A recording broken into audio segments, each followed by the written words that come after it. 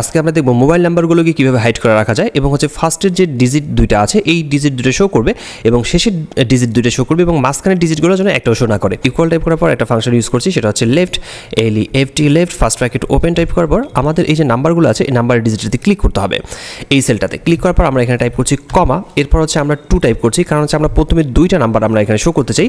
এরপর হচ্ছে ব্র্যাকেটটাকে বন্ধ করে দিচ্ছি। আমরা এখানে টাইপ করছি এন্ড এবং হচ্ছে আমরা ডাবল ইনভার্টেড কমার ভিতরে কতগুলো নাম্বারকে হাইড করে রাখতে চাই সেই নাম্বারগুলো টাইপ করতে হবে। যেমন আমি এখানে মাঝখানে 6টা ডিজিটকে হাইড করতে যাচ্ছি, এই জন্য আমি 6বার এখানে স্টার টাইপ করছি। 6টা স্টার টাইপ করার পর ডাবল ইনভার্টেড কমা ক্লোজ করছি। এরপর আমাকে টাইপ করতে হচ্ছে এন্ড এবং হচ্ছে আমি চাচ্ছি শেষের দুইটা ডিজিট এখানে আবার শো করবে। সেক্ষেত্রে আমি এখানে টাইপ করছি রাইট ফার্স্ট ব্র্যাকেট ওপেন এবং হচ্ছে আমাদের এই টেক্সট যে সেলটা আছে, যে নাম্বারের সেলটা আছে সেখানে ক্লিক করছি। এরপর হচ্ছে কমা টাইপ করার পর 2 টাইপ করছি কারণ আমি শেষের দুইটা ডিজিট আমি শো করতে চাই। এরপর ব্র্যাকেটটাকে বন্ধ করে কিবোর্ড থেকে এন্টার কিটা প্রেস করলে আমরা দেখতে পাচ্ছি যে প্রথমে নাম্বারের ডিজিট দুটো শো করছে